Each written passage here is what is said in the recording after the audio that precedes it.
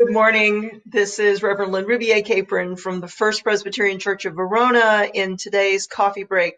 And this is April 1st. We've got a beautiful sunny day to start the month off with. And I'm sharing it with both my husband, Mike Capron, and also Reverend Mike Capron.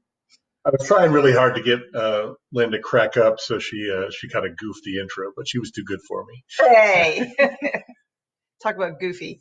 I just wanted to let you know that, yes, Holy Week is coming, and Palm Sunday is this Sunday, and Easter Sunday is coming. And while we cannot be in the building to do the things we normally do, I have been on chat rooms with clergy all over the country. I've been on chat room meetings with worship leaders at First Presbyterian Church of Verona, and we are coming up with ideas for how to make this service, for how to have meaningful things that we can do in our homes to celebrate this starting this Sunday and this week, including Communion Sunday. And don't worry, once we gather again in person, we are also going to have a big Easter Sunday service. It just won't be on the date of Easter Sunday. So all those plans are underway. Stay tuned for tomorrow as we share some of those ideas with you on the coffee break. Good thought. Easter does go all the way until Pentecost. There you go. Yeah. There you go. So it's Wednesday, so I'm getting ready for my 11 o'clock Bible study, and we're looking today at a passage from John 17, verses 13 to 19. This is part of a big speech Jesus gives, really a prayer called part of the farewell discourse and the high priestly prayer. And I commend it to you to read, but I'm not going to read it for you now. But here's kind of where I went after reading this. I tied it into some things that happened to me yesterday. I called a friend, and she said, "How are you doing?" And I said, "Doing fine." And she said, "Are you really?" And, there's a level in which I'm doing fine, right? I'm physically okay. I have enough calories.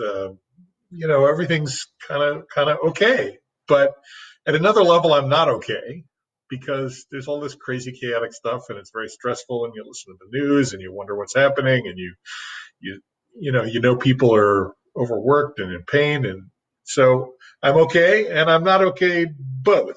I think that's probably true for most of us. And I think what's true about what Mike is saying is there are moments when we want to focus on the positives, and that's part of our spiritual discipline, and it's part of how we get through this and we live into our strength. And then there are moments where we just go ahead and feel our feelings so they don't sabotage us. Yeah. And a guideline that one of my friends gave me is feel your feelings for about 10 minutes and then do something adult. And I find that is an interesting way to have the both and, but to not have the negative completely overwhelm us. That's great. Yeah. And so one of the lines in this John passage is that Jesus is praying to the Father that all his followers would have a full measure of his joy within them. Wow.